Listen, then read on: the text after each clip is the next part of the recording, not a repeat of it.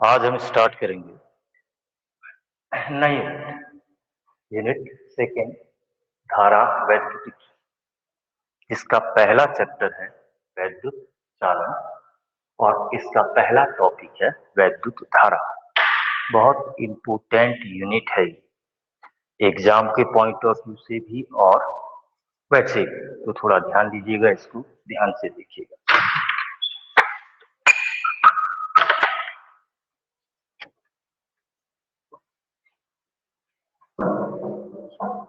जो पहली यूनिट आपने पढ़ी थी वो पहली यूनिट थी स्थिर वैद्युतिकी। स्थिर वैद्युतिकी में जब आवेश विराम की अवस्था में होता है तो जितने भी गुण उसके हम पढ़ते हैं, विराम की अवस्था में आवेश क्या पैदा करता है अपने चारों वैद्युत क्षेत्र पैदा करता है। ठीक है, वैद्युत बल रेखाएं उत्पन्न होती हैं, तो ये सब उसके विराम अवस्था के गुण हैं। तो विराम अवस्था में आवेश के जितने भी गुण होते हैं, विराम अवस्था में आवेश के जितने भी गुण होते हैं उनका अध्ययन भौतिक विज्ञान की जिस शाखा के अंतर्गत हम करते हैं, विराम में आवेश होगा। विराम यानी कि स्थिर वैद्युतिकी कहा था, स्थिर अवस्था में वैद्युत हो और उसके जो गुण हैं वो पढ़ते हैं हम स्थिर वैद्युतिकी के अंदर। अब धारा वैद्युतिकी क्या, सबसे पहले उस यूनिट के अंदर हम पढ़ेंगे किस चीज के बारे में, ये मालूम होना चाहिए। एक यूनिट दूसरी यूनिट से रिलेटेड होती है, तो छोटे छोटे पॉइंट्स को बहुत ध्यान से सुनना, क्योंकि बड़े चीजों को क्लियर करने के लिए वो छोटे पॉइंट्स बहुत काम आते हैं। तो धारा वैद्युतिकी में पहले आपने पढ़ा कि जब आवेश विराम की अवस्था में, जब आवेश विराम की अवस्था में होता है तो केवल वैद्युत क्षेत्र पैदा करता है, किंतु यदि वही आवेश गति की अवस्था में आ जाए, अगर आवेश गति की अवस्था में हो तो वो अब क्या पैदा करता है, वैद्युत क्षेत्र तो पैदा करता ही करता है, वैद्युत क्षेत्र पैदा करेगा ही करेगा। किंतु जब आवेश गति की अवस्था में होता है तो वो वैद्युत धारा भी उत्पन्न करता है, वैद्युत धारा भी पैदा करता है। यानी कि वैद्युत धारा आवेश की गति की अवस्था का गुण है। अगर आवेश विराम अवस्था में है तो वैद्युत धारा प्रवाहित नहीं होगी। वैद्युत धारा तभी प्रवाहित होगी जब आवेश किस अवस्था में हो, गति की अवस्था में हो। तो ये वैद्युत धारा गति की अवस्था का गुण है। तो वैद्युत धारा यानी कि जब आवेश गति की अवस्था में होता है तो जितने भी उसके गुण हम पढ़ते हैं वो भौतिक विज्ञान की इस शाखा के अंतर्गत, इसको हम कहते हैं धारा वैद्युतिकी, करंट इलेक्ट्रिसिटी। धारा वैद्युतिकी ये है यूनिट 2। पहली यूनिट आपकी कंप्लीट हो चुकी है, ये है यूनिट सेकेंड। तो धारा वैद्युतिकी क्या है यदि आवेश गति की अवस्था में हो, आवेश गति की अवस्था में हो तो उसके जितने भी गुण हम पढ़ेंगे वो भौतिक विज्ञान की जिस शाखा के अंतर्गत हम पढ़ेंगे वो कहलाएगा आपके पास क्या, धारा वैद्युतिकी। अब यूनिट सेकेंड में जो पहला चैप्टर है वो चैप्टर है वैद्युत धारा, सॉरी वैद्युत चालन। वैद्युत चालन का पहला टॉपिक है आपके पास वैद्युत धारा। वैद्युत धारा की परिभाषा जैसा आपने पिछली क्लासों में पढ़ा हुआ है, वैद्युत धारा की परिभाषा थी आवेश के प्रवाह की दर को वैद्युत धारा कहते हैं। आवेश के प्रवाह की दर को वैद्युत धारा कहते हैं। इसका मतलब हुआ वैद्युत धारा तभी उत्पन्न होगी जब आवेश गति की अवस्था में होगा, और एक सेकंड में जितना आवेश प्रवाहित हो जाता है वो कहलाती है वैद्युत धारा। मान लेते हैं ये कोई चालक तार है, ये ले लिया आपने एक चालक तार,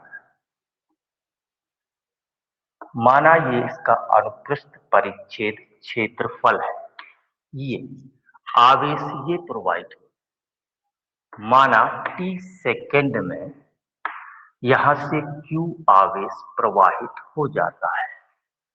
आवेश को दिखाया जाता है, प्रतीक है Q।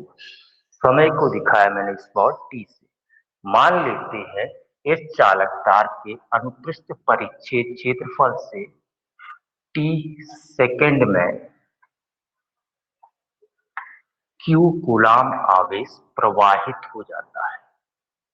Q कूलाम आवेश यहां से प्रवाहित हो जाता है।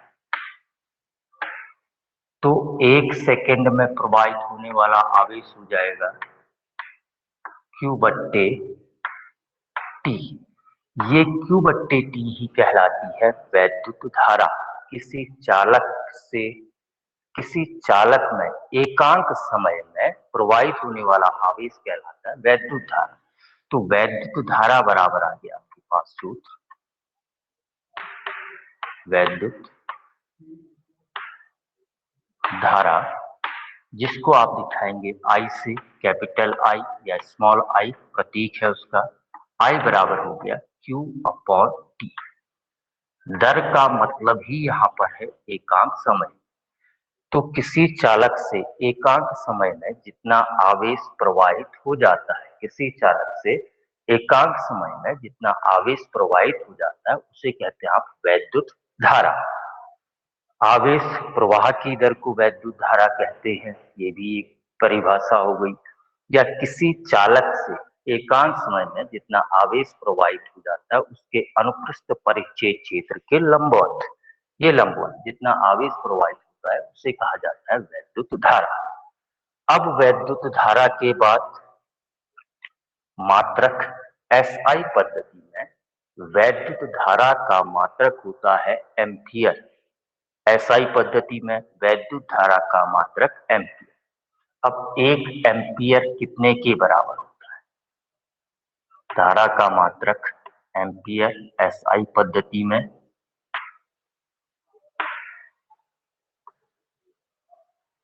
इसको दिखाते हैं, प्रतीक है कैपिटल A। बराबर हो गया Q का मात्रक 1 कूलाम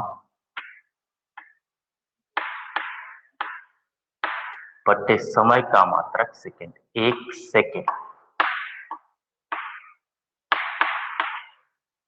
तो 1 एम्पियर की परिभाषा क्या होगी? यदि किसी चालक से 1 सेकंड में 1 कूलाम आवेश प्रवाहित हो जाए, किसी चालक के अनुप्रस्थ परिच्छेद क्षेत्रफल से, अनुप्रस्थ परिच्छेद क्षेत्रफल से 1 सेकंड में जितना आवेश उसमें से, यदि 1 सेकंड में 1 कूलाम आवेश प्रवाहित हो, 1 सेकंड में प्रवाहित होने वाले आवेश का मान 1 कूलाम हो, तो चालक में प्रवाहित धारा 1 एम्पियर होती है।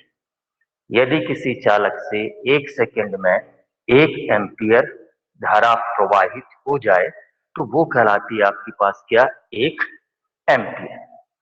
अच्छा, आपने आवेश के क्वांटीकरण में पढ़ा है 1 कूलाम आवेश कितने इलेक्ट्रॉनों के बराबर होता है? 6.25 into 10⁻18 इतने मूल आवेश। 1 कूलाम आवेश तब बनता है जब उसमें कितने मूल आवेश हो जाए? 6.25 into 10⁻18। मूल आवेश मीन्स या तो इतने इलेक्ट्रॉनों की अधिकता हो जाए या इतने इलेक्ट्रॉनों की कमी हो जाए।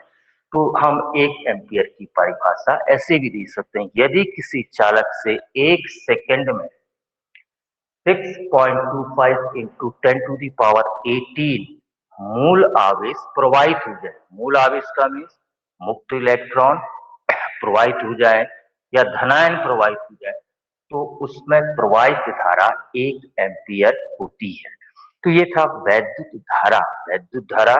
वैद्युत धारा मीन्स आवेश प्रवाह की दर को हम कहते हैं वैद्युत धारा। किसी चालक के किसी परिच्छेद से 1 सेकंड में जितना आवेश प्रवाहित होता है वो कहलाती है वैद्युत धारा। SI पद्धति में वैद्युत धारा का मात्रक है एम्पियर। 1 एम्पियर बराबर होता है 1 कूलाम बटे 1 सेकंड। यदि किसी चालक से 1 सेकंड में 1 कूलाम आवेश प्रवाहित हो जाए तो प्रवाहित धारा 1 एम्पियर होती है। या 1 कूलाम आवेश है 6.25 इंटू 10⁻18 इलेक्ट्रॉन्स के बराबर, मूल आवेश के बराबर। यदि किसी चालक से 1 सेकेंड में 6.25 इंटू 10⁻18 मूल आवेश प्रवाहित हो जाए तो प्रवाहित धारा जो होती है वो होती है 1 एम्पीयर। ये तो था बच्चों आपके पास वैद्युत धारा। वैद्युत धारा के बाद अब आपके पास आता है धारा के प्रकार या स्थायी धारा व परिवर्ती धारा। स्थायी धारा,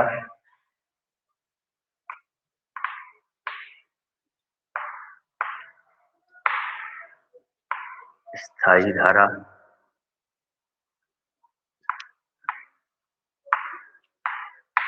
और दूसरा है परिवर्ती धारा।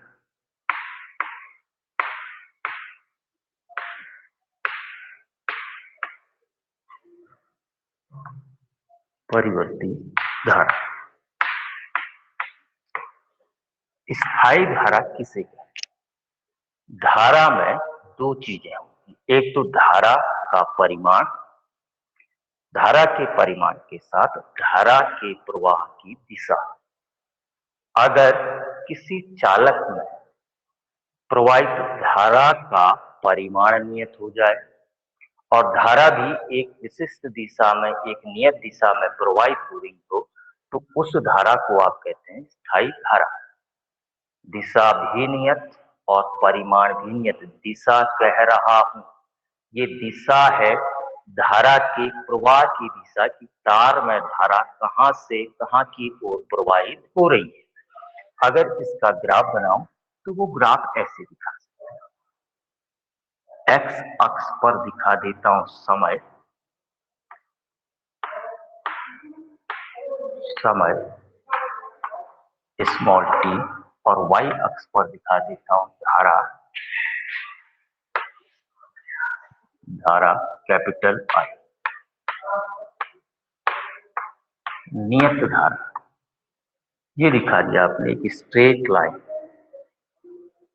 एक्स अक्ष के समांतर अगर आप एक सरल रेखा डाल देते हैं तो वो बताती है कि ये प्रवाहित धारा नियत धारा। इसमें देखिए इसका परिमाण हर जगह क्या रह रहा है? नियत। अगर 5 एम्पियर है तो यहाँ पर भी 5 एम्पियर, यहाँ पर भी 5 एम्पियर और यहाँ पर भी 5 एम्पियर, और इसकी ध्रुवता भी नियत हो। ये आ गया आपके पास स्थायी धारा, परिवर्ती धारा। परिवर्ती धारा क्या है? परिवर्ती धारा वो धारा, यही समय दिखा देता हूं एक्स अक्ष पर, और वाई अक्ष पर दिखा देता हूं धारा। वो धारा जिसका परिमाण तो परिवर्तित होता जाए, ये किसी भी तरीके का ग्राफ आप बनाए, परिमाण तो परिवर्तित होते जाए किंतु उसकी ध्रुवता परिवर्तित ना हो। धारा का मान 1 एम्पियर से 2 एम्पियर हो रहा है, 2 एम्पियर से 4 एम्पियर हो रहा है, 4 एम्पियर से फिर 1 एम्पियर हो रहा है, यानी कि धारा का परिमाण परिवर्तित अगर हो जाए तो वो धारा कहलाती है आपके पास परिवर्ती धारा। तो स्थायी धारा वो धारा जिसमें परिमाण भी नियत और ध्रुवता भी नियत। परिवर्ती धारा वो धारा जिसमें परिमाण परिवर्तित होता रहता है मगर ध्रुवता नहीं बदलती है, वो कहलाती है आपके पास कौन सी? परिवर्ती धारा। एक तीसरी भी है जिसको आप कहते हैं प्रत्यावर्ती धारा। ध्यान से सुनना, एक यूनिट पूरी है इसमें। प्रत्यावर्ती धारा की एक पूरी यूनिट है तो वहां पर ज्यादा समझ में आएगा, अभी मैं थोड़ा सा समझा दे रहा हूं।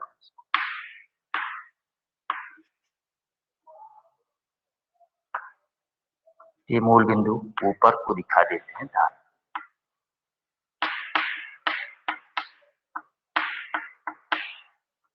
ये धारा,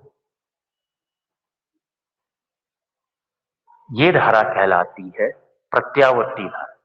देखिए धारा का मान शून्य से बढ़ रहा है, अपने महत्तम मान तक पहुंचता है, महत्तम से फिर घट के शून्य तक होता है। उसके बाद धारा की ध्रुवता बदल जाती है। पहले ए से तार में ए से बी की ओर प्रवाहित हो रही थी, अब प्रवाहित हो रही है बी से ए की ओर। तो फिर 0 से महत्तम मान तक पहुंची और फिर महत्तम से फिर 0। ये प्रक्रिया चलती रहेगी। तो यहाँ पर देखिए, वह धारा जिसका परिमाण क्रमशः परिवर्तित होता जाता है और ध्रुवता आवर्त रूप से बदलती है। ध्रुवता मीन्स ये जो ग्राफ में ऊपर और नीचे हिस्सा दिखा है ये, ठीक है। ऊपर धन ध्रुवता ले लीजिए तो मान लेते हैं नीचे ऋण ध्रुवता है। तो एक नियत समय के बाद उसकी ध्रुवता परिवर्तित हो जाएगी, तो वो धारा कहलाती है प्रत्यावर्ती धारा। तो 3 प्रकार की, एक स्थायी धारा, परिवर्ती धारा और प्रत्यावर्ती। स्थायी धारा जिसमें परिमाण भी नियत रहता है, ध्रुवता भी नियत रहती है, वो हुई आपके पास स्थायी धारा। परिवर्ती धारा जिसमें धारा का परिमाण आंशिक मान बदलता रहता है किंतु उसकी ध्रुवता नहीं बदलती, वो कहलाती है परिवर्ती धारा। प्रत्यावर्ती धारा वो धारा जिसमें धारा का परिमाण क्रमशः बदलता है। क्रमशः मीन 0 से अगर 5 तक बदलना है तो 0, 1, 2, 3, 4, 5, उसके बाद 5 से फिर 0, 5, 4, 3, 2, 1। अब विपरीत दिशा में यानी कि ध्रुवता बदल गई, यानी कि -1, -2, -3 से -5, फिर 0 में -5, -4, -3, -2 और -1। तो इस प्रकार वो धारा जिसमें परिमाण आंशिक रूप से परिवर्तित होता है, क्रमशः परिवर्तित होता है और ध्रुवता आवर्त रूप से, यहाँ पर ध्यान देना, आवर्त शब्द एक नियत समय के बाद उसकी ध्रुवता परिवर्तित हो जाएगी, तो वो धारा कहलाती है आपके पास कौन सी धारा? प्रत्यावर्ती धारा। तो 3 प्रकार की धाराएं आपने पढ़ ली, स्थायी तथा परिवर्ती धारा। इसके बाद आता है वैद्युत धारा की दिशा। वैद्युत धारा की दिशा कहाँ की ओर ली जाती है?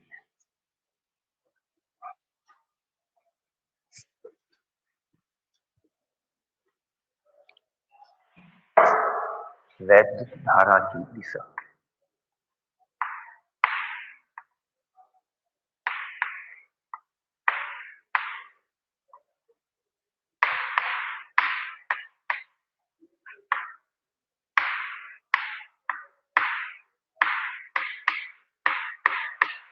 वैद्युत धारा की दिशा ली जाती है उच्च विभव से निम्न विभव की। उच्च विभव से निम्न विभव की।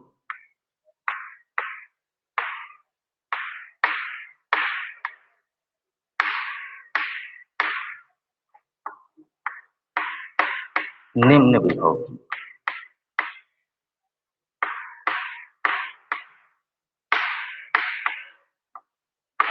जैसे पानी प्रवाहित होता है ऊंचे तल से नीचे तल की ओर, वैसे ही वैद्युत धारा प्रवाहित होती है ऊंचे विभव से नीचे विभव की ओर। और इजीली इसको करें तो हम कह सकते हैं जो धन विभव होता है उसको लेते हैं आप उच्च विभव, और जो ऋण विभव होता है उसको आप लेते हैं निम्न विभव। यानी कि धारा का प्रवाह तभी होगा दो बिंदुओं के बीच जब उन दो बिंदुओं के बीच विभव का अंतर होगा। और धारा का प्रवाह दिशा कहां से कहां को ली जाती है? उच्च विभव से कहां की ओर? निम्न विभव की। अच्छा, धारा जब चालक में धारा प्रवाहित होती तो इलेक्ट्रॉन इलेक्ट्रॉन प्रवाहित होते हैं ऋण सिरे से धन सिरे की ओर।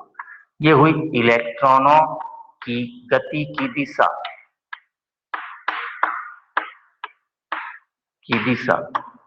तो वैद्युत धारा की दिशा ली जाती है इलेक्ट्रॉनों की गति की दिशा के विपरीत।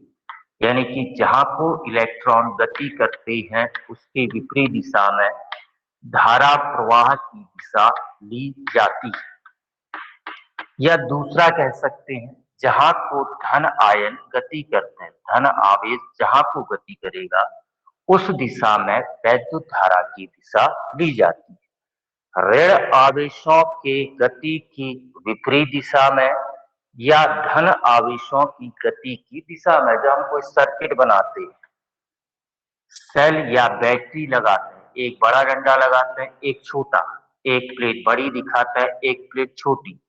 बड़ी प्लेट का अर्थ हुआ धन विभव, छोटी प्लेट का अर्थ हुआ ऋण विभव। तो इलेक्ट्रॉन कहां से कहां को जाते हैं? ऋण प्लेट से कहां की ओर गति करते हैं? धन प्लेट की ओर। तो धारा की दिशा उसके विपरीत ली जाती है, यानी कि कहा धन प्लेट से कहां की ओर? ऋण प्लेट की। इलेक्ट्रॉन तो गति कर रहा है ऋण से कहां की ओर? धन की ओर। मगर वैद्युत धारा की दिशा धन प्लेट से कहां की ओर होगी? ऋण प्लेट की ओर, यानी कि उच्च विभव से कहां की ओर? निम्न विभव की ओर। वैद्युत धारा की दिशा ली जाती है ऊंचे विभव से नीचे विभव की ओर, उच्च विभव से निम्न विभव की ओर ली जाती है वैद्युत धारा की दिशा।